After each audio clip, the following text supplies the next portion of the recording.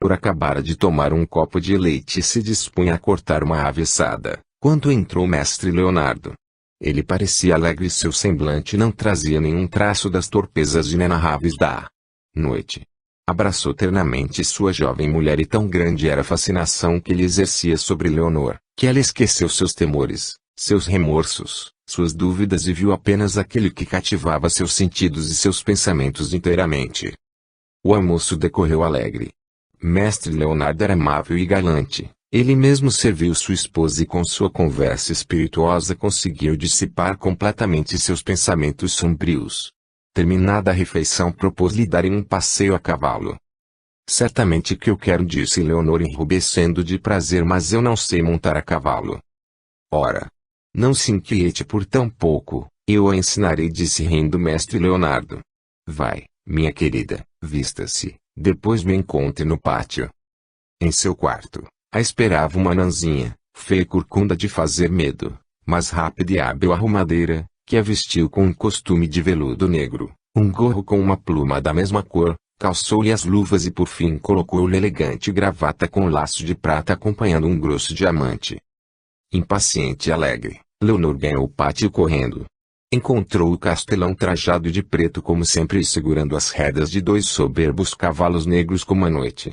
Ele ajudou Leonor a montar, mostrou-lhe como era preciso segurar as rédeas e depois de algumas voltas dadas no pátio, a jovem aprendeu mais ou menos a dirigir sua montaria que, de tão maravilhosamente ensinada, podia limitar-se apenas ao cuidado de não ser atirada fora da sela pela rapidez da carreira.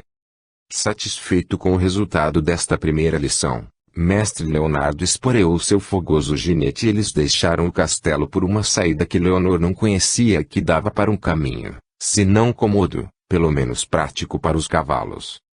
Ao alcançarem a aba da montanha, o castelão deu rédeas a seu cavalo e, rápido como o vento, os 2 cavaleiros atravessaram campos e florestas. Chegando ao alto de uma colina, mestre Leonardo parou seu cavalo e, inclinando-se para Leonor que aspirava a plenos pulmões o ar puro e vivificante, disse-lhe com um sorriso. E então, Leonor? A vida não é bela? Não é melhor do que a prisão, a fogueira e a companhia do carrasco, mesmo que ela custe alguns pequenos sacrifícios? Leonor não respondeu. Nesse instante ela não se lamentava de nada, nem mesmo do sacrifício de sua alma. A beleza da paisagem que a circundava, absorvia-a. Realmente, a vista era magnífica. Inundada pelos raios de sol, estendia-se a seus pés a planície sorridente do Reno, bordejada de um lado pela cadeia dos Vosges e do outro pelas montanhas da Floresta Negra. Porém, subitamente ela estremeceu. Aquela cidade que se erguia lá na planície com sua esplêndida catedral construída de pedras vermelhas, os canais que percorriam as ruas, era Friburgo, sua cidade natal, o berço e o túmulo de sua felicidade e de suas esperanças. Sim, é Friburgo e lá iremos se você quiser, observou o mestre Leonardo ao passar. Entraremos na loja de mestre Cristóvão Selve, para comprar algumas joias e também fazendas. Seu guarda-roupa está longe de ser completo. O que você diz? Falou Leonor com um arrepio de espanto. O mestre Cristóvão me encomendou o estandarte que a confraria do artesão ofereceu à Virgem. Se ele me reconhecer, ou mesmo algum transeunte, prender-me-ão e me arrastarão à prisão. Ao nome da Virgem, uma súbita crispação desfigurou momentaneamente os traços do misterioso castelão. É desnecessário você me contar para quem bordou estandartes. Sabes que não tenho nada a ver com aqueles lá de cima, disse ele duramente. Quanto a seus receios, de modo algum se justificam. Na altiva e rica castelã, ninguém reconhecerá a pobre moça condenada à fogueira, mesmo que notem alguma semelhança. Além disso, você se esquece de que se tornou a mulher de mestre Leonardo. Não tem mais que temer a justiça dos homens, ao contrário, é a vez deles tremerem diante de você. Sem esperar resposta, lançou seu cavalo para a frente e Leonor o seguiu. Como por prazer, mestre Leonardo lhe fez dar uma volta por todas as ruas da cidade. Numerosas pessoas o saudavam respeitosa ou amigavelmente. Era evidente que o conheciam, mas de certo não sob sua verdadeira personalidade. Leonor também encontrou muitos vizinhos e conhecidos, olhavam-na com admiração, mas ninguém demonstrou reconhecê-la. O próprio mestre Cristóvão examinou-a com um pouco de admiração curiosa, oferecendo-lhe amavelmente os mais belos artigos. Deixando a cidade, o acaso quis que ela encontrasse o próprio Walter, porém o fidalgo caminhava de cabeça baixa e tão absorto em seus pensamentos que nem ao menos notou o cavalheiro e a dama que passavam perto dele. O coração de Leonor bateu violentamente à vista de seu antigo noivo tão pálido e magro. Todavia ela notou com tristeza e espanto que não sentia por ele o mesmo amor de outrora. Durante todo o passeio pelas ruas de Friburgo e cada vez que o olhar de uma pessoa conhecida caía sobre ela, indiferente e curiosa, Leonor perguntava a si mesma se mudara de tal modo que ninguém suspeitava mesmo de sua verdadeira personalidade. Logo que entraram, ela correu a seu quarto e diante do grande espelho de Veneza, examinou-se como se fosse uma estranha. Notou então que antes não notara a mudança total operada no próprio caráter de sua fisionomia. Tinha perdido totalmente sua frescura rosada, seu rosto pálido de alabastro, parecia talhado em pedra, seus olhos tão doces e sonhadores, flamejavam agora como dois carbúnculos. O olhar apaixonado perturbava e fascinava-a pequeno e na boca, de um sorriso ingênuo, adquirira uma pregadura e altaneira. No seu rico costume de veludo e gorro preto nos cabelos dourados, ela representava tão bem uma orgulhosa e inabordável senhora, que era compreensível que nenhum dos pobres artesãos, seus vizinhos e amigos de outrora, reconhecessem nela a doce, tímida e cândida Lorelei Belling, tão amada de todos por sua bondade, simplicidade e virginal pureza, até o dia nefasto em que se abatera sobre ela a medonha acusação. Tomada de súbita fraqueza, Leonor se deixou cair numa poltrona e continuou a fixar os olhos em sua imagem com dolorosa amargura. Sim, ela estava mudada, mas não era natural? Sua alma não tinha mudado mais do que seu exterior. Ela não renegara seu Deus, sua fé, sua esperança numa vida futura, e isto por uma existência vil, manchada por todos os vícios, cheia de sacrilégios e de blasfêmias, no fim da qual a esperavam a condenação e o fogo eterno. Ocultou o rosto nas mãos e sentiu alguma coisa de pesado subir-lhe aos olhos, mas as lágrimas libertadoras não vieram. A voz da Anã que perguntava se ela não queria tirar a roupa de equitação, veio arrancar a jovem mulher de seus pensamentos. Leonor sentia um cansaço extremo, seus membros estavam pesados como chumbo.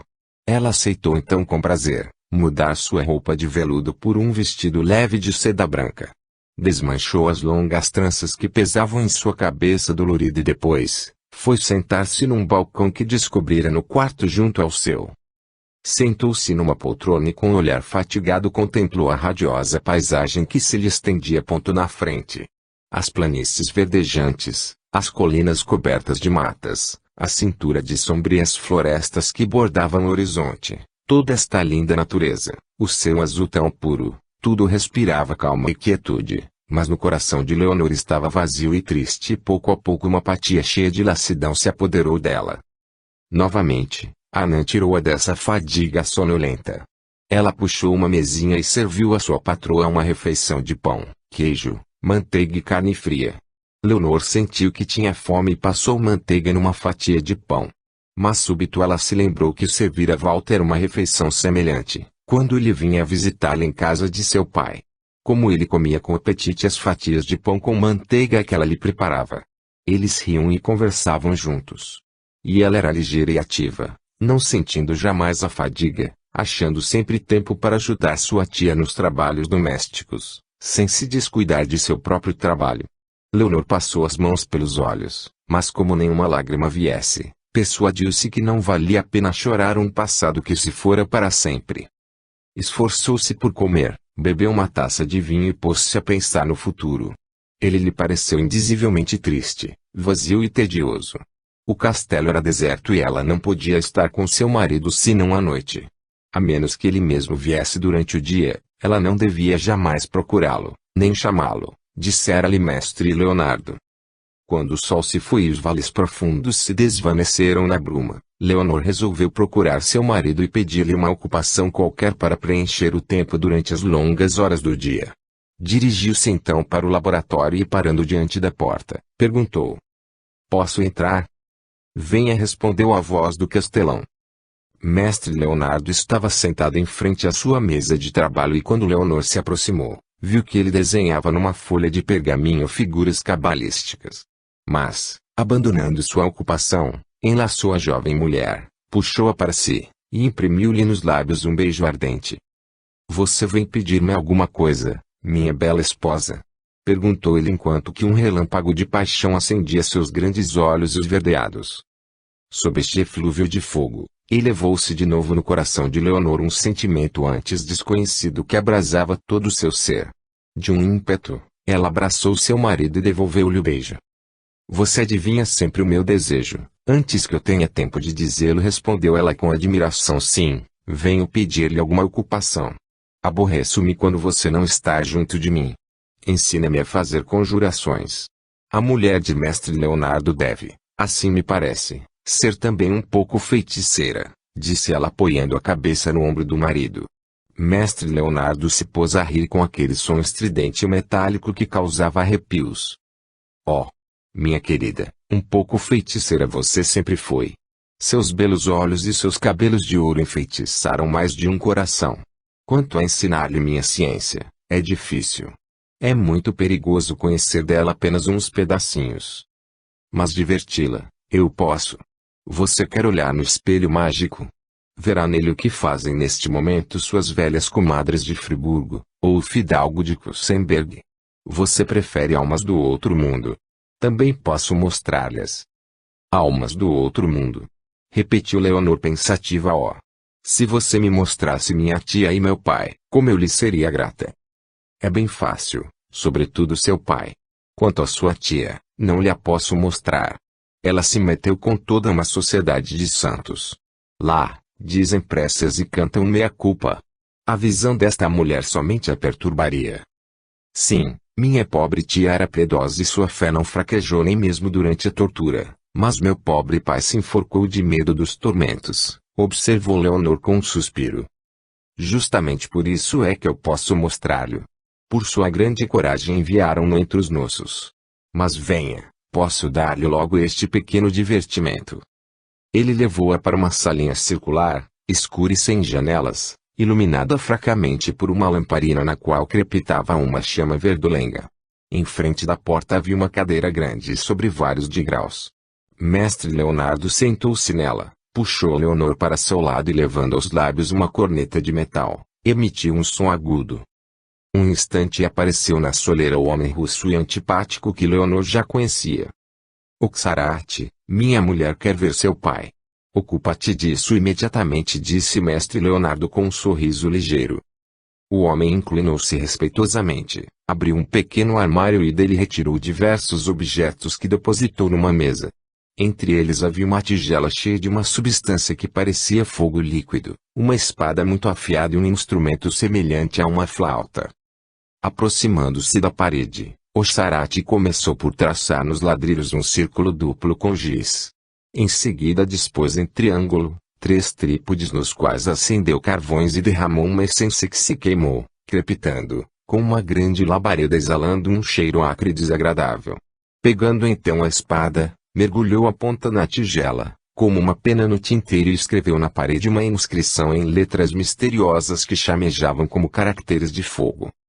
Depois tomou uma flauta e se pôs a tocar, porém os sons do instrumento eram discordantes, agudos e dolorosos como o grito de uma alma angustiada. Enquanto retinia essa música enervante, uma fumaça negra começou a brotar da parede, no centro do círculo que ele tinha traçado. Uma nuvem se formou, sucada de faíscas e de zigue-zagues de fogo e, subitamente, acenderam-se nos trípodes, clarões verdolengos. Da mesma nuvem fizeram-se ouvir gemidos estridentes, depois a massa brumosa se fendeu e, iluminado por um clarão embaciado, materializou-se um homem de porte alto, com uma corda no pescoço. Suas roupas estavam rasgadas e seu rosto lívido, crispado por uma angústia sem nome. Os olhos baços e arregalados. "Pai, pai!" gritou Leonor fora de si querendo lançar-se para ele, mas Mestre Leonardo a reteve com mão de ferro. O fantasma, ouvindo o chamado da filha, quis precipitar-se para ela, mas Oxarate impediu o ato dirigindo-lhe a ponta da espada mágica, onde brilhava uma chama amarelada. O espírito recuou imediatamente arrojando-se para o círculo e Leonor viu com espanto o rosto de Oxarate transfigurar-se sob a expressão de uma vontade extraordinária. Seus olhos faiscavam, e os lábios cerrados demonstravam toda sua vontade. Ele governava o espírito evocado com a ponta de sua espada mágica, não deixando nem por um instante a figura da aparição. Salva-me, alivia-me, filha querida, gemeu o espírito estendendo para Leonor as mãos súplices. Eu estou sufocado, sofro 1000 mortes. Ah! Por que preferia a morte material e criminosa em vez da morte do mártir? Leonor, roga por mim ao Cristo. Antes que ele terminasse de pronunciar o nome venerado, Oxarate cortou a palavra. Espetando lateralmente o espectro com a espada, fê-lo girar no ar. Diante deste espetáculo, dos gritos agudos e desesperados que o espírito soltava, a vertigem do desespero se apossou de Leonor. Pai, pai! Gritou ela juntando as mãos. Eu sou uma renegada, mas o Senhor pode rogar. Ó! Jesus, Senhor misericordioso, tenha. No mesmo instante Oxarate vacilou e caiu por terra como que abatido por uma pancada. O espírito do suicida desapareceu. O rosto de Mestre Leonardo se descompôs tomando uma expressão verdadeiramente infernal. Sua boca retorcida mostrava dentes brancos e agudos como de um lobo. Com seus dedos flexíveis e longos ele agarrou o pescoço de Leonor e revirou-a na cadeira. A jovem tentou debater-se, mas a respiração lhe faltou, tudo ao seu redor girava e se tornava negro. A cabeça parecia estourar e em instantes ela perdeu os sentidos. Quando voltou a si, viu-se no laboratório, estendida na poltrona de Mestre Leonardo que, debruçado sobre ela, enxugava-lhe o rosto com um pano de linho que exalava um forte cheiro de lírio. Ele estava sombrio como uma nuvem de tempestade, as sobrancelhas franzidas e testemunhava a terrível comoção que acabara de passar. Seu rosto estava lívido, lábios azulados, dedos violáceos e o corpo tremia e se arrepiava. O que você fez, insensata? Se o galo não tivesse cantado, você estaria bem arranjada. Disse ele severamente. Jamais, entendeu? Jamais ouse, mesmo em pensamento, pronunciar o nome daquele que você renegou. Nada poderá salvá-la. Você morrerá de uma morte em comparação da qual a fogueira seria uma delícia. Os espíritos infernais rasgarão seu corpo em tiras e eu próprio serei forçado a tornar-me seu carrasco. Tome cuidado em não desafiar forças que lhe são desconhecidas. Perdoe-me, murmurou Leonor, fitando medulosamente o rosto descomposto desse poderoso servidor do mal. Eu a perdoo porque você não sabia o que fazia. Para o futuro seja mais prudente. Lamentemos somente esse pobre Oxarate que foi quem mais sofreu. Ele está com o corpo coberto de feridas. Enfim, como tudo terminou de modo feliz, esqueçamos esta história e vamos cear. Leonardo levou a jovem para a sala de refeições e com sua habitual indiferença bebeu, comeu, e foi amável para com ela, rindo e zombando do terror pelo qual passaram e do perigo que correram. Em seguida conduziu Leonor a seu quarto e lhe fez companhia até que o galo cantou pela primeira vez depois da meia-noite. Quando ele levantou e se despediu para se recolher a seus aposentos particulares, Leonor abraçou-lhe o pescoço e murmurou num tom suplicante. Oh! Diga-me quem é você. Homem estranho e terrível, grande a sua ciência, imenso seu poder. Você é feiticeiro ou espírito das trevas. Ele ergueu seu alto corpo, esticou seus membros flexíveis com movimentos felinos e respondeu, piscando o olho. Rainhazinha do Sabá, eu sou Mestre Leonardo. Amedrontada, Leonor recuou. Ele, divertindo-se evidentemente com o medo dela, abraçou-a, puxando-a para si como a serpente a sua vítima. E se pôs a rir com aquele som sinistro que arrepiava a pele. E subitamente, tal riso pareceu continuar como se demônios o repetissem de eco em eco, abalando cada fibra do corpo da jovem. Esta sentia o solo fugir-lhe dos pés. A cabeça girava, ela não via mais do que os olhos esverdeados que dardejavam sobre ela um olhar paralisante. Por uma segunda vez perdeu a consciência de si mesma. Ao acordar de seu desfalecimento, era dia claro. Por um instante julgou ter sido vítima de um pesadelo. Porém, quando se aproximou do espelho e viu no pescoço as manchas violáceas dos dedos de Mestre Leonardo, voltou-se estremecendo. Como estivera perto da morte. E o que teria acontecido se o galo não tivesse cantado a tempo? 3. A estátua de cera. Depois do estranho desaparecimento de sua noiva, uma profunda melancolia se apoderara de Walter. Frequentemente ele quebrava a cabeça para adivinhar como ela pudera fugir do cárcere. Ele agradecia a Deus por tê-la subtraído à morte horrível que a esperava. E todavia, a convicção de que a perdera para sempre, roía seu coração como uma chaga. Nesta disposição de espírito, as determinações de sua mãe de casá-lo com Filipina Schumacher eram odiosas e a tenacidade com a qual a moça visitava sua casa sob pretexto de ver Dona Cunegundes, inspirava-lhe aversão por ela. Uma tarde em que a senhora de Kusenberg o atormentava ainda mais do que o costume, descrevendo-lhe todas as vantagens do casamento que ela desejava e elevando a beleza e as virtudes de Filipina, o fidalgo respondeu impaciente: "Deixe-me em paz, mãe. Jamais desposarei Filipina, porque amo Leonor. Não amarei senão a ela e não a esquecerei até a minha morte. Eu sei que para mim ela está perdida, desonraram-na e destruíram-na. Onde e como desapareceu, somente Deus o sabe. Mas minha convicção de que ela era inocente é inquebrantável. Ela, Brígida e o pobre velho Klaus, são vítimas inocentes e possa a maldição de Deus abater-se sobre aqueles que lhes causaram tal infelicidade por odiosas mentiras."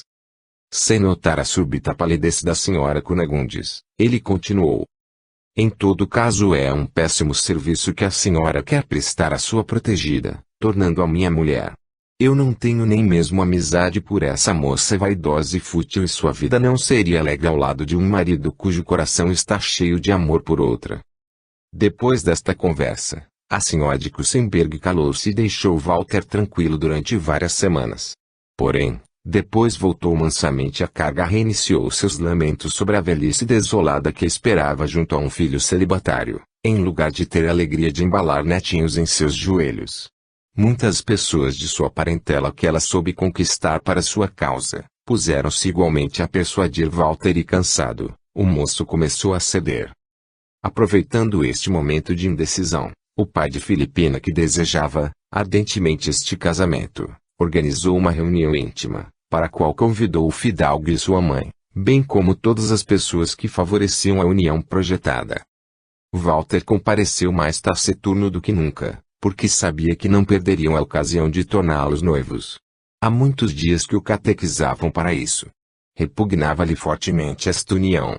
Contudo estava esgotado e lhe era penoso entristecer sua mãe com mais recusas. O jantar, composto de pratos particularmente delicados, foi não obstante, muito aborrecido, visto o sombrio mutismo do pretendente. Depois da ceia todos foram para o terraço que dava para o jardim, mas Filipina, sob um falso pretexto, levou Walter a um pavilhão todo coberto de vinhas e mostrou-lhe um bordado que ela andava fazendo. Em seguida, ofereceu-lhe frutas sobre uma mesa. Walter, que compreendia muito bem a razão desta excursão a dois no fundo do jardim, resolveu pôr fim a esta situação enervante, explicando-se com a própria moça. "Senhorita Filipina", disse ele sem preâmbulos, "você sabe tanto quanto eu que nossos pais desejam ver-nos unidos. Mas eu julgo de meu dever dizer-lhe que este casamento lhe trará pouca felicidade, porque meu coração está morto desde o desaparecimento da pobre Lore de Lebeling. Não é segredo que eu amei apaixonadamente. Pois bem, eu amo ainda e sua lembrança me será sagrada até a morte. A você eu não posso oferecer mais do que uma amizade fraterna. Contudo, se nestas condições você quiser aceitar-me por esposa e suportar a vida tal como tenciono vivê-la, não exigindo jamais meu amor, cederei ao desejo de nossas famílias, e anunciarei agora o nosso noivado. Reflita bem, Filipina, antes de tomar uma decisão. Jovem, amável e rica como você é, poderá casar-se com um homem que a ame unicamente e que lhe dará mais felicidade do que eu." Durante este discurso pouco lisonjeiro, rubor e palidez alternaram-se nas faces de Filipina. Certamente uma outra moça recusaria um pedido de casamento assim formulado. Mas ela era de uma outra têmpera, não somente Walter lhe agradava, como a perspectiva de entrar na nobreza, de acompanhar seu marido à corte do imperador, tentava sua vaidade. Além do que, suas amigas lhe invejariam o brilhante casamento, o belo e aristocrático noivo e as bodas esplêndidas que seu pai queria preparar. E por que, afinal de contas, ela não se faria amar pelo fidalgo? Justos céus! Ela valia bem mais que uma miserável artesã como Leonor, aquela maldita que lhe roubara o coração de Walter. Jamais se consolaria de que ela tivesse escapado da fogueira.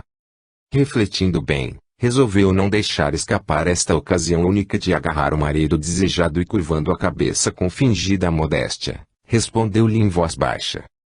Suas palavras são cruéis, Walter, porque você sabe que eu amo mais do que tudo e prefiro mesmo sua amizade ao amor mais ardente que me oferecesse um outro homem. O orgulho me impele a recusar seu pedido tão hostil, mas meu amor é mais forte do que meu orgulho. Quero contentar-me em viver perto de você, velar por seu bem-estar, sem jamais me queixar. Trabalharei por não desagradar-lhe e esperarei com paciência que você sinta por mim uma amizade mais viva. Compreendo e desculpo a dor que você sente, porque eu mesma deploro do fundo de minha alma o triste fim da bela e doce Leonor, que eu não posso crer culpada, apesar de todas as provas que recaem contra ela. Walter ergueu a cabeça espantado.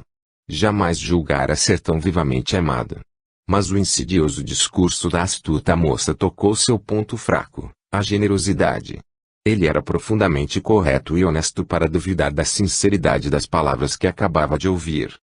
Estendendo a mão à Filipina, ele lhe disse bondosamente: se você não receia ligar sua vida à minha, torne-se minha companheira.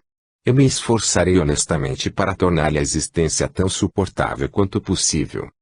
Quando Filipina pousou sua mão na dele, ele puxou-a para si e deu-lhe um beijo na testa, mas a moça sentiu toda a frieza da primeira carícia e a cólera ferveu-lhe o íntimo.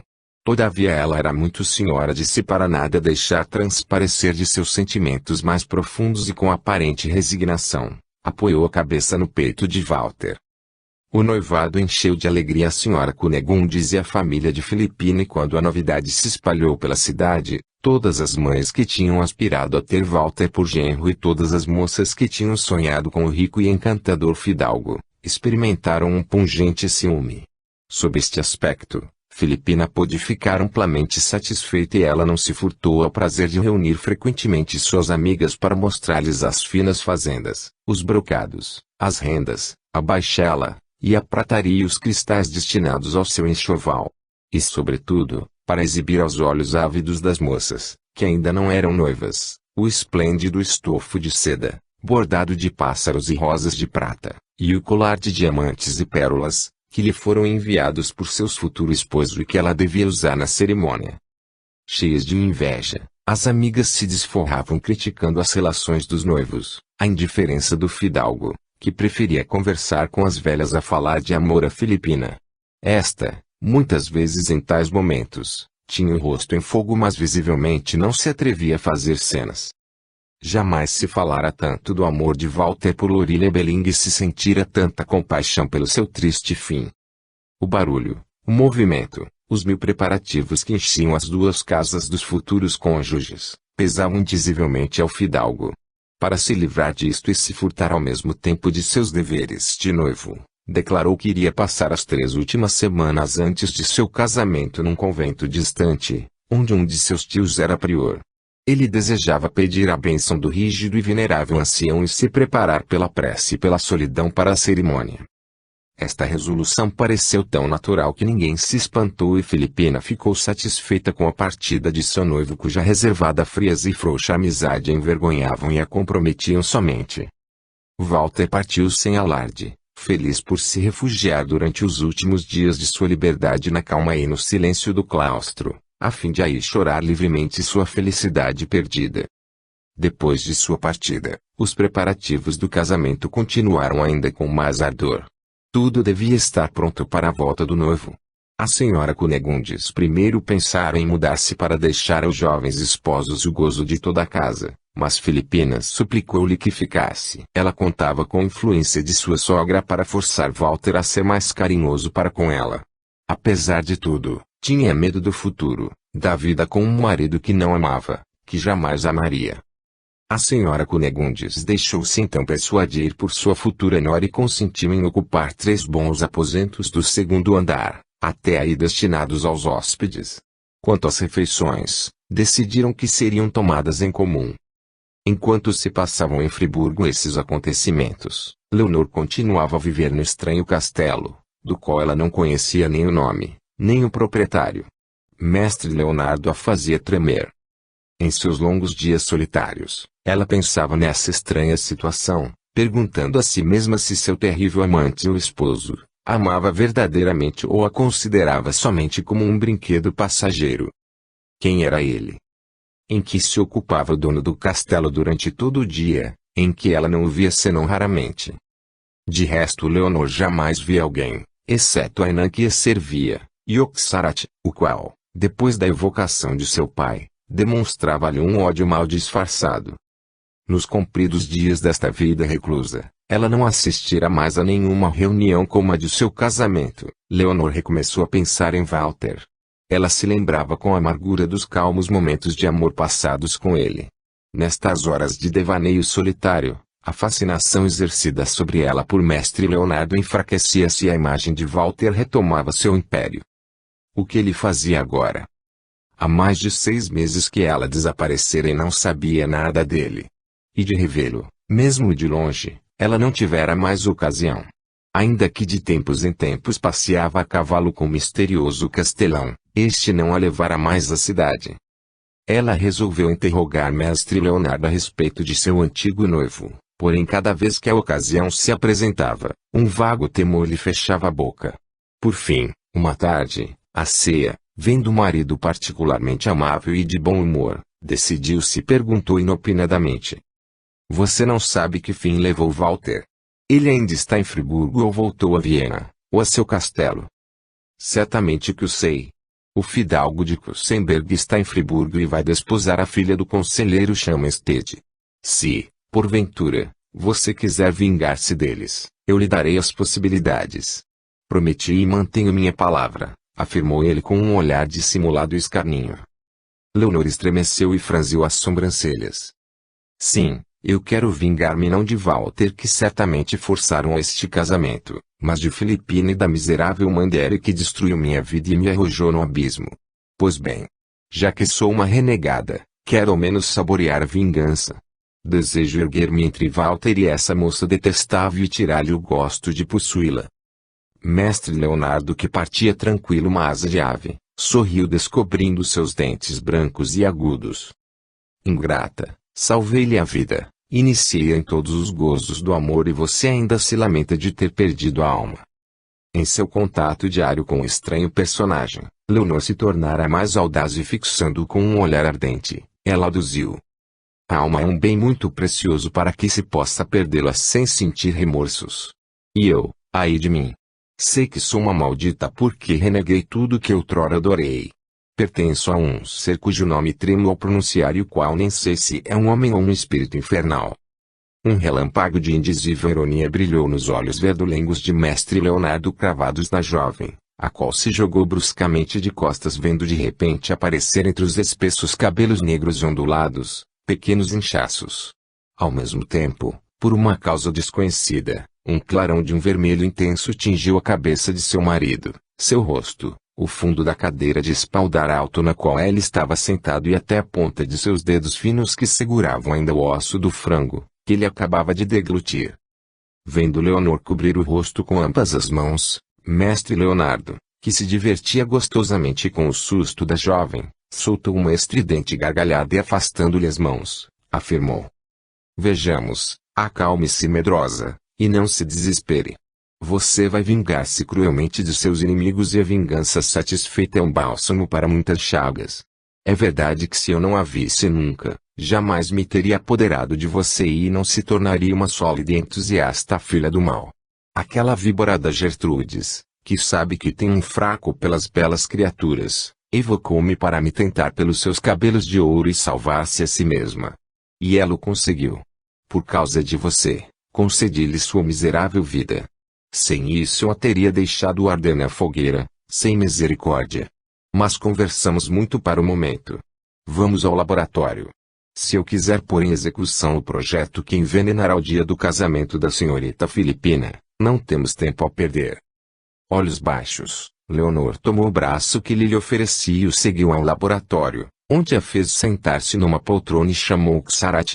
Com a ajuda deste, amontoaram e queimaram nos trípodes, ervas que exalaram um aroma tão forte e perturbador que Leonor foi tomada de vertigem. Em seguida acenderam o fogo, puseram nele um enorme caldeirão de cobre e derreteram cera branca, a qual mestre Leonardo juntou um pó avermelhado. Quando a massa estava em ebulição, ele estendeu as mãos sobre o caldeirão e pronunciou conjurações numa língua desconhecida, modulando-as num ritmo bizarro, às vezes lenta, às vezes vivamente. Leonor, que observava curiosamente, sentiu um sopro gelado percorrer-lhe as veias e uma vaga sonolência invadiu. Seus membros estavam pesados como chumbo. Incapaz de fazer um movimento, ela se abateu na poltrona. Como num sonho viu, por entre suas pálpebras meio fechadas, Oxarate trazer um objeto que lhe pareceu um esqueleto humano. Em seguida mestre Leonardo tirou do caldeirão a cera rosada e flexível, endureceu-a e aplicou ao esqueleto. Depois ela perdeu os sentidos. Sem prestar-lhe atenção, mestre Leonardo continuava o trabalho com uma rapidez fantástica. Sob seus dedos, a cera obediente se moldava com uma incrível facilidade e logo ficou esculpido o corpo do seu modelo, estendido em sua frente como que adormecido. Oxarate o ajudava, apresentando-lhe ora um pincel ou tintas, ora cinzéis e esmaltes. Em último lugar o demoníaco artista incrustou nas órbitas 2 grandes olhos negros feitos de uma substância desconhecida, mas vivos até a ilusão. Enfim, com auxílio de Oxarate, mestre Leonardo raspou a cabeça de Leonor e colou tão habilmente seus cabelos louros na cabeça da estátua, que pareciam ter nascido ali, envolvendo-a com um manto sedoso e dourado. Ele contemplou com satisfação sua obra verdadeiramente admirável. Cada fibra da linda estátua parecia vibrar e palpitar. Com não menos cuidado, vestiu a estátua de cera com uma túnica branca, pôs-lhe no pescoço um colar de pérolas e nos pulsos, braceletes. Recuando um passo e examinando sua obra infernal, ele disse: para ser perfeita, falta-lhe a vida. Tentemos corrigir este último defeito. Tocou com uma varinha a fronte de Leonor, cujos olhos se abriram desmesuradamente. Ela contemplou com mudo estupor sua imagem que lhe sorria como refletida num espelho. Quanto à falta de seus cabelos, ela nada notou. Leonor também não viu Oxarate trazer um trípode cheio de brasas, sobre as quais ele esvaziou um frasco de essência incolor. Uma fumaça branca encheu o laboratório, exalando um cheiro sufocante. A vertigem a retomou, ela sufocava. Cascatas de centelhas fosforescentes turbilhonavam diante dos olhos. Sentia seus membros se enrijecerem e o sangue subir-lhe ao cérebro fervendo. Depois ela teve a sensação de que um vapor ardente emergia de todo seu corpo, condensava-se numa nuvem de um vermelho carregado, o qual, como uma onda de sangue precipitava-se para o corpo de cera, ficando ligado ela por um fio de fogo. Por um instante tudo turbilhonou em torno dela com uma tal violência que de novo perdeu os sentidos. Voltou-lhe a compreensão e com ela a esquisita e indescritível sensação de penetrar num outro corpo, nele se esparramando de qualquer jeito e animando com vida e calor essa matéria estranha. Um instante mais tarde, seu olhar dilatado de espanto percebeu seu corpo abatido e inerte na poltrona, cabeça raspada, o semblante lívido e contraído numa tensão mortal. Notando que era pelos olhos da estátua que ela agora via, um rouco suspiro escapou de seus lábios. Porém mestre Leonardo soltou um grito de triunfo. Ele tinha terminado sua obra infernal e animado a matéria inerte com uma alma humana, exteriorizando o corpo perispiritual de Leonor. E colocando ainda no dedo da estátua animada um anel mágico, colando no pedestal que a suportava uma faixa de pergaminho, na qual ele escreveu, Naema. Mestre Leonardo esfregou as mãos com satisfação. E voltando-se para seu ajudante, afirmou: agora, amigo Oxarate, é preciso levar para o quarto a bela Leonor, a verdadeira, e providenciar tudo para que ela não sofra nada durante a viagem que sua alma fará a Friburgo.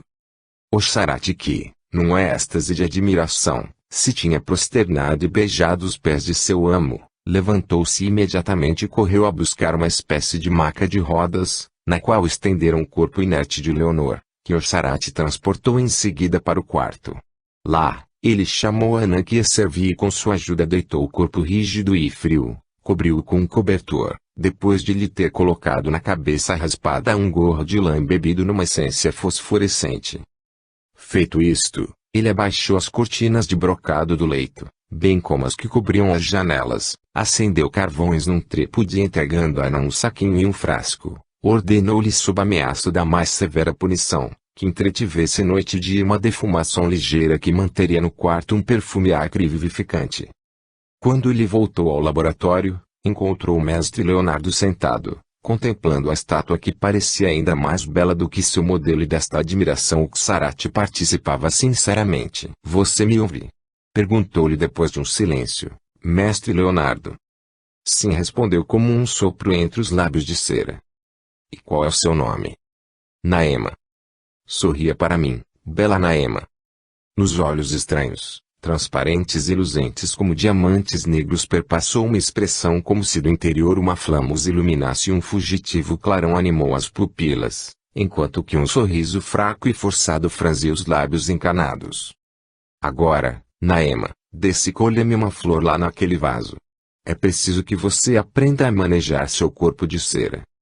"Eu não posso, os pés não me obedecem", respondeu a voz baixa e velada. Mestre Leonardo sorriu, erguendo os braços começou a dar passes na estátua da cabeça aos pés. Um clarão fosforescente, semelhante a uma fumaça, parecia exalar-se de seus compridos dedos afilados, enquanto que uma ligeira tinta vermelha percorria os membros da estátua de cera. Um pouco mais tarde, um dos pezinhos moveu-se e desceu do pedestal. Com um passo um tanto automático, Naema dirigiu-se para o vaso e com sua mão rosada colheu uma flor que ela ofereceu ao seu misterioso criador. "Perfeito. Podemos agora, minha linda, enviá-la a seu destino. Vá, vingue-se sem ter medo nenhum. Enquanto este anel mágico estiver em seu dedo, ele a protegerá e nada poderá destruí-la. De resto, eu mesmo velarei incessantemente por minha bela esposa." Enquanto ele falava, o Sarati empurrava para o laboratório uma comprida caixa de madeira com o interior forrado de cetim azul acolchoado. Com precaução, colocaram nele o corpo de cera e o cobriram com uma leve gaze. Leonor sentia-se cair num agradável relaxamento, uma estranha frescura percorria seus ombros, agora de uma leveza ainda desconhecida. Nenhuma fadiga, nenhum temor a atormentava. Quanto tempo durou esta inconsciência? Ela não o podia dizer. Vozes altas e a sensação de uma luz muito viva arrancaram-na do seu torpor, e no mesmo instante um estremecimento percorreu todo o seu ser. A voz conhecida do homem amado acabava de dizer bem perto dela: "Meu Deus! Quem me terá enviado este presente?" Leonor sentiu que a tiravam da caixa e a depunham no chão. Ela se achava no pedestal, mas via tudo o que se passava. Ao redor dela se comprimia uma multidão de damas e fidalgos ricamente vestidos, cujos olhos se fixavam curiosamente nela. Na primeira fila ela viu Walter em traje de cerimônia, uma pesada corrente de ouro no pescoço, mas pálido e triste. Perto dele, a senhora Cunegundes vestida de brocado carmesim. Filipina em seu esplêndido vestido de noiva, coberta de joias. Atrás deles, entre muitos magistrados, Leonor reconheceu os juízes que a condenaram impiedosamente. À vista de todas as pessoas que destruíram sua vida e foram causa de sua maldição, uma onda de ódio encheu-lhe o coração. O grupo fora arrancado da ceia pela chegada do estranho presente. Pela porta largamente aberta da sala percebia-se no salão contíguo a mesa do banquete, carregada de cristais e pratarias, o pavão assado que lhe enfeitava o centro e as ricas jarras cheias de vinho. A senhora Cunegundes celebrava pomposamente o casamento de seu filho. Os convidados giravam ao redor da estátua esquisita, trocando comentários e suposições a respeito do doador. Um jovem pintor chamado Raimundo, amigo de Walter, estava sobretudo admirado. "Que obra divina é esta Afrodite!" repetia ele, apalpando com precaução a mão transparente da estátua. "Sim, deve ser Afrodite, a túnica o indica. Ela é feita de cera, mas a perfeição do trabalho é tal que acreditaríamos vivente. E os cabelos, são verdadeiros. Senhor Deus, quem pode ser o artista que criou esta obra-prima? E vejam que pérolas ela tem no pescoço e que braceletes. No dedo um anel com um diamante negro. É um presente de rei, Senhor Walter", gritou uma das damas contemplando com inveja as joias incomparáveis. Somente Filipina não disse nada e seu olhar sombrio e rancoroso passava da estátua para o seu jovem esposo, o qual não conseguia despregar os olhos do rosto dessa fascinante mulher de cera. Verdadeiramente o coração de Walter batia de se romper, enquanto ele examinava os traços da mulher adorada, e uma espécie de ciúme de que tantos olhos estranhos a admiravam, tomou de repente. Voltando-se para 2 criados, ordenou-lhes que transportassem a estátua para o seu gabinete de trabalho e que a colocassem num nicho, no momento ocupado por um busto. Voltem a cear, caros amigos e convidados. Irei logo que instalar em seu nicho a maravilhosa estátua, falou o fidalgo com um sorriso afável.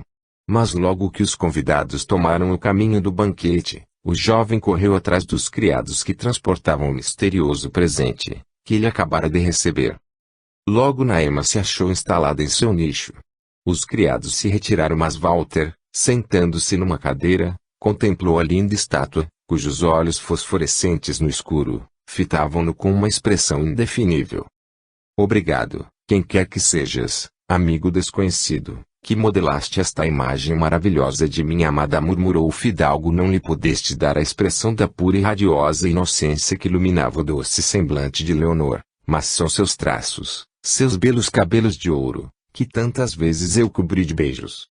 Levantou-se bruscamente, aproximou-se da estátua e, pegando com as 2 mãos as madeixas sedosas que a cingiam como um véu ondulante, nelas encostou seu rosto. Porém imediatamente ele pulou para trás assustado. Parecia-lhe que uma mão acariciava sua face e uma voz doce e velada murmurava Walter. Seu olhar correu pela estátua, imóvel na sombra do nicho.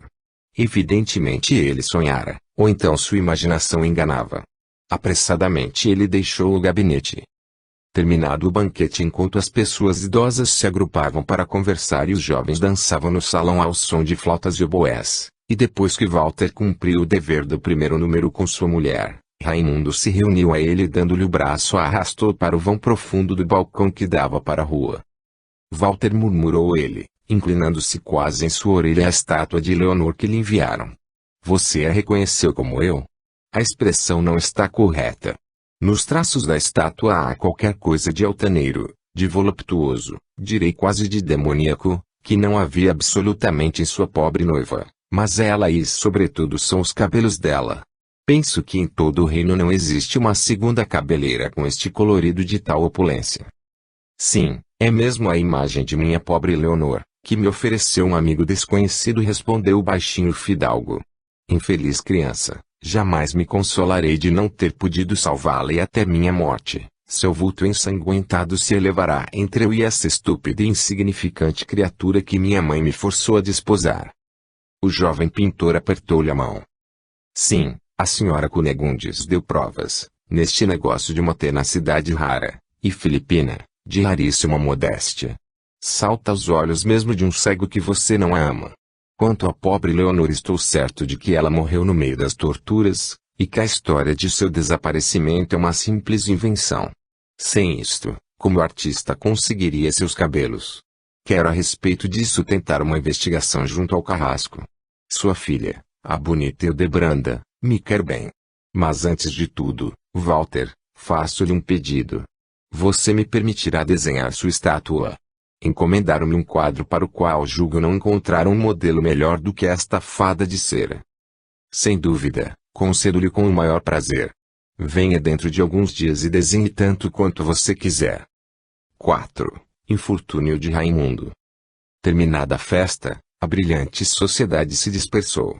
Os recém-casados retiraram-se para seus aposentos e a escuridão e o silêncio reinaram na casa.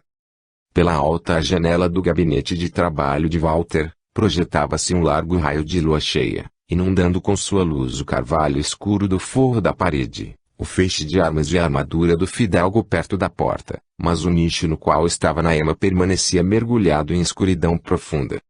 Súbito, um suspiro abafado escapou dos lábios de cera, e um arrepio de vida percorreu os membros da estátua. Lentamente ela desceu de seu pedestal, deu alguns passos e, hesitante, parou em plena claridade da lua, bela e estranha como uma visão fantástica. Cólera, angústia, amargura, embaralhavam-se na alma de Leonor. O que poderia fazer ela, uma estranha, encerrada neste corpo de cera, para lutar contra a mulher que lhe arrebatara o noivo amado? Desencorajada, ficou imóvel fixando os olhos na janela com um olhar distraído, quando de repente uma nuvem avermelhada moveu-se nos vidros, projetando seu clarão sangrento no solo e na túnica de Naema Leonor. E logo, desta nuvem saiu um vulto humano, e ela percebeu de pé, no rebordo da janela, a alta e fina estatura de Mestre Leonardo. A lua iluminava fortemente seu traje preto, sua cabeça pálida e os grandes olhos esverdeados que dardejavam sobre ela um olhar escaldante e imperativo. Em que você está pensando em lugar de agir? Vai e arranque o homem que você ama dos braços da mulher que lhe o tomou. Não se esqueça, Naema, de que você é uma serva do mal, que você deve fazer o mal e jamais ficar inativa. Os sofrimentos que você infligir aos outros é que serão sua seiva vital e seus gozos. O clarão vermelho empalideceu, o vulto humano se desfez como uma bruma ligeira, mas todo o ser de Naema estremeceu e sacudiu-se como sob o sopro de um golpe de vento. Depois, como que animada de vida e de resolução novas, ela se dirigiu rápida para a saída, percorreu um longo corredor e encaminhou-se diretamente para o quarto do casal. A porta estava fechada, mas ao toque do dedo de cera ela se abriu sem ruído. Naema ergueu o reposteiro e parou na soleira. Ao suave clarão de uma luzinha, ela viu Walter sentado numa poltrona. Diante dele, de costas para a porta, Filipina ajoelhada, vestida com uma camisola branca. Ela abraçava o pescoço do marido que, pálido e mudo, ouvia as palavras carinhosas e cheias de amor, que ela lhe dizia. Um sentimento acre e ardente atravessou como uma flecha o coração de Leonor. Todo seu ser palpitava de ciúme e de ódio contra esta mulher que lhe tinha roubado tudo. Se neste instante ela pudesse com seus dedos de cera estrangular Filipina, ela o faria com alegria. Mas pelo menos, não lhe cederia o coração de Walter, ela o defenderia como sua propriedade legítima e somente a ela, a renegada, ele amará doravante. Sim, ela o quer e assim será.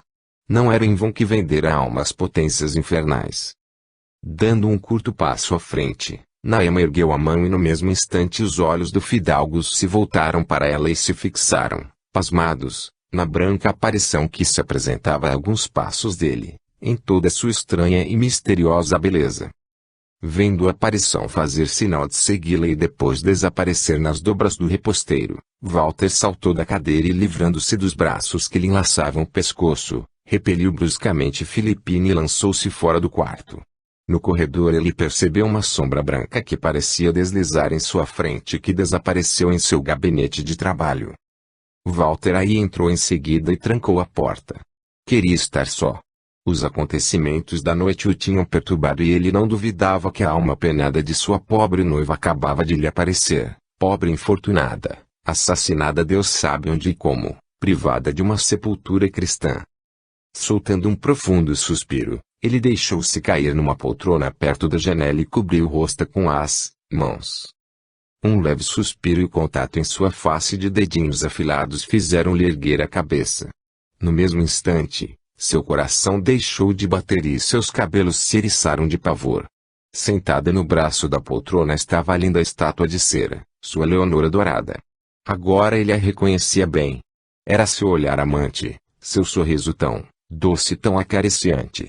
Inclinava-se sobre ele, enlaçando-lhe o pescoço em seu braço diáfano, cobrindo-o com as madeixas sedosas de seus cabelos de ouro. Ela mergulhava nos olhos dele um olhar cheio de amor, enquanto que de seus lábios entreabertos escapava-se um hálito ardente que perturbava e embriagava Walter. Minha querida, como você veio aqui? Como você escapou da morte? Balbuciou ele todo trêmulo. Oh! Fale-me, dê-me a certeza de que não estou louco, que não sou vítima de uma miragem enganadora, que é mesmo você que está aqui e não a estátua de cera que mandei colocar neste nicho. Meu Walter, não pergunte de onde venho, nem o que me tornei. Contente-se em saber que eu amo com todas as forças de minha alma e que eu vivo para você. Veja, meu corpo é emácio e tépido, meus lábios quentes, meus cabelos sedosos como outrora. Mas o sentimento que você me inspira tornou-se diversamente poderoso, porque aprendi a sentir como eu nunca supunha que pudesse sentir. Não tenha medo de mim, mas não procure jamais aprofundar o mistério que esconde meu ser sob esta figura de cera. Era preciso tomar uma forma que me permitisse chegar até você sem que sua mãe Filipina, sua cúmplice, pudessem denunciar-me ao carrasco. Ela contou-lhe brevemente a intriga tramada pela mãe e pela mulher de Walter para destruí-lo e continuou. Se me encontrassem em carne e osso, arrastar-me-iam à fogueira. Tenho portanto que me ocultar para estar junto de você, para reclamar o que é meu, seu coração. E para estabelecer-me em sua casa e reservar-nos estas venturosas noites em que gozaremos da felicidade de entregarmos-nos inteiramente um ao outro. Agora, meu Walter, jure-me jamais pertencer à mulher detestável que me atirou no abismo. Diga-me que você não tem medo de mim e que me ama ainda. Embriagado, cego, esquecendo tudo exceto a paixão que lhe fervia dentro, Walter atirou-se em seus braços e colou seus lábios aos da jovem mulher. Se eu a amo, mas nunca deixei de amá-la. Somente a você pertenço de corpo e alma. E pouco me importa que você seja de carne e osso ou de cera, já que você está viva e não mais temerei que o carrasco venha arrancá-la de meus braços. Jamais, eu lhe juro, jamais a mulher odienta que traz o meu nome gozará da menor parcela de meu amor. É para você que eu serei o esposo mais terno e mais fiel. A você pertencerão todas as minhas horas de liberdade, estas horas embriagadoras que nenhum inimigo não mais poderá perturbar. Ele apertou contra si a estranha e misteriosa criatura e contemplando-a com adoração, acrescentou. Você é linda de fazer um pobre mortal perder a razão, minha Leonor. Não me chame jamais de Leonor, poderiam ouvir e procurariam destruir-me. Trago agora o nome de Naema. Bem, querida, o nome pouco importa, contanto que seja você quem o traz, você, minha noiva, minha esposa, o sol de minha vida. As horas da noite escoaram-se como um sonho embriagador. Nunca em sua vida a Walter experimentara uma tão ardente e fogosa paixão como a que lhe inspirava esse ser enigmático. E somente aos primeiros clarões da aurora, ele adormeceu, embalado mesmo em seu sono por visões ridentes e tentadoras. Batidas violentas dadas na porta despertaram Walter e quando ele se levantou em sobressalto da poltrona, viu que era tarde e que o sol enchia o gabinete com seus raios. O moço esfregou os olhos. As recordações da noite lhe vinham em tropel e seu olhar procurou ansiosamente o nicho. Lá em seu pedestal, erguia-se radiante a maravilhosa estátua. O sol brincava em seus cabelos rutilantes, nos diamantes das presilhas e dos braceletes, e os lábios róseos pareciam sorrir-lhe. Walter correu para a estátua e imprimiu em seu ombro descoberto um beijo longo e ardente. Pareceu-lhe a este contato sentir sob seus lábios o estremecimento da carne e um sentimento de inefável felicidade o invadiu. Um bater reiterado na porta o chamou à realidade de sobrancelhas franzidas e ele abriu. Imediatamente a senhora Cunegondes, de rosto vermelho, com os olhos chamejantes, irrompeu no gabinete e gritou com voz aguda e trêmula de cólera. Você ficou louco para fazer um tal escândalo sem mais nem menos. Com que direito você ofende tão cruelmente a inocente criança, cheia de amor por você? Você se afasta dela e foge para passar sua noite de núpcias encerrado aqui. É um ultraje sem causa que você faz a toda a família de Filipina, a seu venerando pai e ela mesmo. A pobre criança que não compreende nada de sua conduta chora de romper o coração. Walter encostara-se na poltrona e com os braços cruzados escutou sua mãe sem interrompê-la. Vendo-a parar para tomar fôlego, respondeu num tom gelado e hostil. A senhora não tem razão, minha mãe, de me fazer censuras. Não podem forçar um homem a amar uma mulher, mesmo se chegam a fazê-lo desposá-la. E quanto a Filipina, eu lhe disse francamente que não a amo e que ela me seria sempre indiferente. Mas isto não é justo. Desde o instante em que você consentiu em desposá-la, deve aceitar todas as consequências de sua nova posição. Era minha intenção, mas ao consentir nesta união que me repugnava, eu não sabia que a senhora e ela foram as instigadoras da odiosa intriga que custou a vida da minha pobre Leonor e que o ouro dos Kusenberg serviu para pagar os vios mentirosos que pelas suas declarações caluniosas levaram ao massacre toda uma família inocente. Se outrora Filipina me era indiferente, agora eu a odeio desde o instante em que eu soube da participação que ela teve na morte de minha noiva adorada. E vocês duas responderão diante da justiça divina pelo sangue inocente, derramado por sua culpa e que cairá sobre ambas. A senhora Cunegondes recuou pálida e de punhos cerrados. Calúnia. Quem ousou caluniar assim sua mãe e sua mulher? Calúnia. observou Walter com desprezo, mencionando alguns detalhes que confundiram a senhora Cunegondes, e aumentaram sua raiva. Não somente esta miserável feiticeira o enfeitiçou com algum filtro diabólico, mas ainda sem dúvida insinuou-lhe suspeitas contra sua própria mãe. Uma leve crepitação, que parecia vir do nicho, interrompeu-os, mas a estátua estava imóvel em seu pedestal e